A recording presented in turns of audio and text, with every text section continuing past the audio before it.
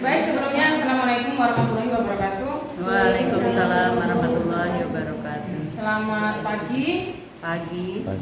Baik Bapak Ibu, saya akan menyampaikan hasil diskusi kami. Tapi ini hasil kerja saya sendiri. Di LK5, LK yang terakhir yaitu LK yang terakhir perencanaan pembelajaran penguatan kompetensi SEN. Nama peserta yaitu nama saya Reni Setiawati, instansi sekolah yaitu SMP Negeri 3, kelas 9. Petunjuknya yang pertama, lihat kembali rancangan langkah-langkah pembelajaran yang dibuat pada LK3. Jadi LK5 dibuat berdasarkan LK3. Yang kedua, kembangkan rancangan pembelajaran berdasarkan LK3 yang sudah disusun dengan memuat yang pertama, ada tujuan pembelajaran. Yang kedua, fenomena sains yang terkait dengan materi. Yang ketiga, langkah-langkah konkret dalam pembelajaran. Dan yang terakhir adalah asesmen.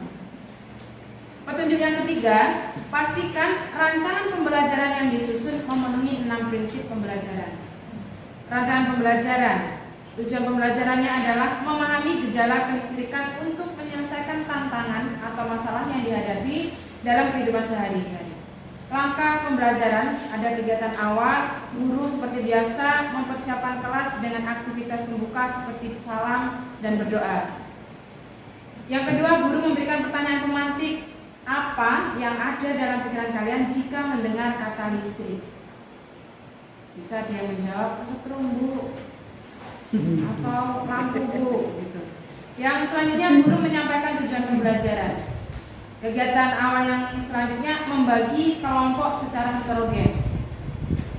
Masuk ke dalam kegiatan inti, guru memberikan stimulasi dengan memperlihatkan gambar balon yang diletakkan di atas rambut. Yang kedua, siswa mengamati peristiwa yang terjadi pada gambar tersebut. Yang ketiga, guru membagikan LKPD. Selanjutnya, peserta didik diminta mengidentifikasi permasalahan yang ada pada LKPD. Peserta didik mengumpulkan literatur, kemudian secara berkelompok berdiskusi membahas permasalahan yang ada. Guru tetap memberikan pendampingan. Yang selanjutnya, peserta didik membuat kesimpulan selanjutnya, mempresentasikan hasil pemecahan masalah di hadapan kelompok lain. Langkah selanjutnya, peserta didik menyerahkan hasil diskusi kelompok kepada guru.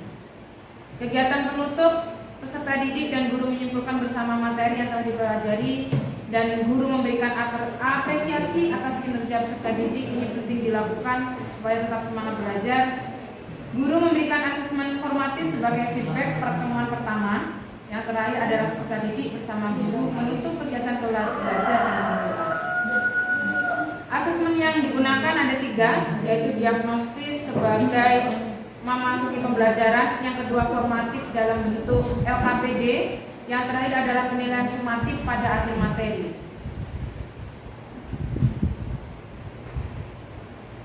Ini contoh dari LKPD saya. Ini lembar kerja, gejala kelistrikan dalam kehidupan sehari-hari, dituliskan ada keterangan nama kelompok,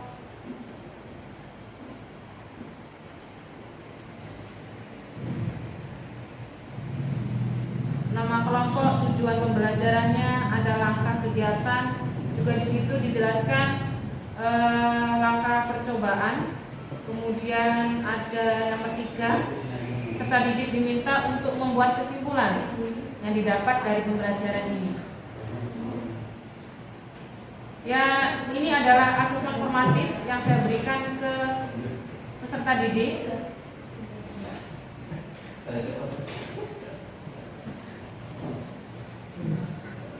Ini dikerjakan secara individu, bukan lagi secara berkelompok.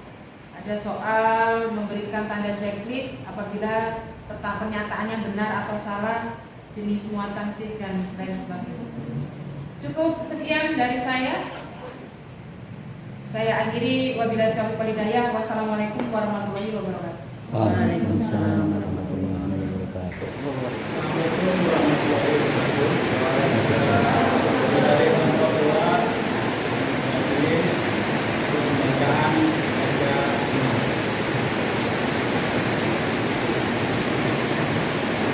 Tujuan pembelajaran dalam memahami penerapan geometri di lingkungan sekitar. Untuk tujuan kedua, untuk mengetahui cara penerapan teknologi dengan komunikasi HP dan mengetahui peranan organisme satelit mulai dalam kajian dan dapat mengetahui langkah-langkah pembuatan satelit.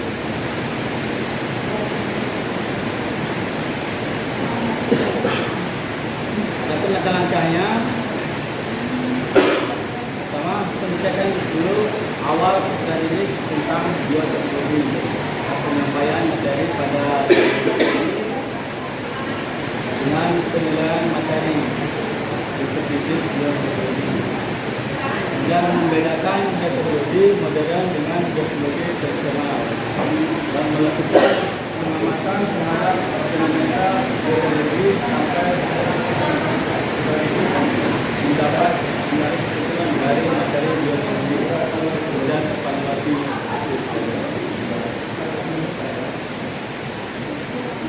Asesmennya yaitu desmatif. Ini contoh soalnya. Kemudian ini tampilan langkah-langkahnya. Silakan Bapak Ibu baca sendiri. Alat, papan, alat kerja, dan hasil pengamatan.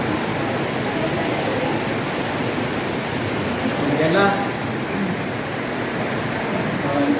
penyampaian materi dari SK5 dan SK2 terakhir. Assalamualaikum warahmatullahi wabarakatuh. Assalamualaikum warahmatullahi wabarakatuh.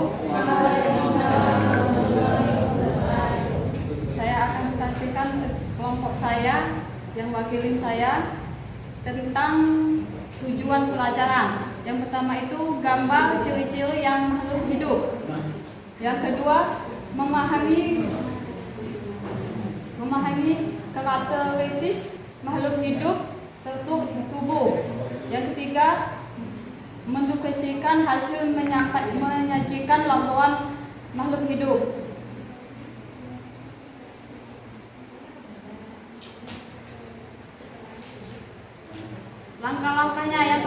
Langkah-langkah pelajaran yang pertama, mengecekkan kemampuan awal peserta didik tentang yang dimiliki setiap individu melalui pertanyaan tentang tubuhan.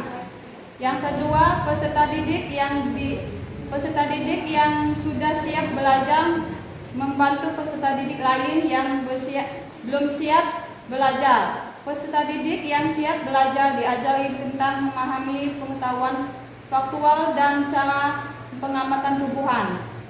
Yang ketiga, melakukan diskusi kelompok sampai peserta didik dapat menarik kesimpulan dari pengaruh perpindahannya dari pengamatan yang dilakukan. Yang keempat, hubungan antara bentuk dan fungsi bagian tubuh pada hewan dan tumbuhan.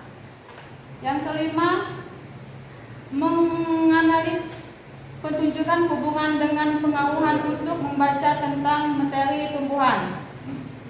Asasnya ini contohnya ada 3 soalnya. Lampirannya, tujuan belajar setelah menyelesaikan kegiatan peserta didik diharapkan mampu dikerjakannya. Sudah saya, wassalamualaikum warahmatullahi wabarakatuh. Waalaikumsalam.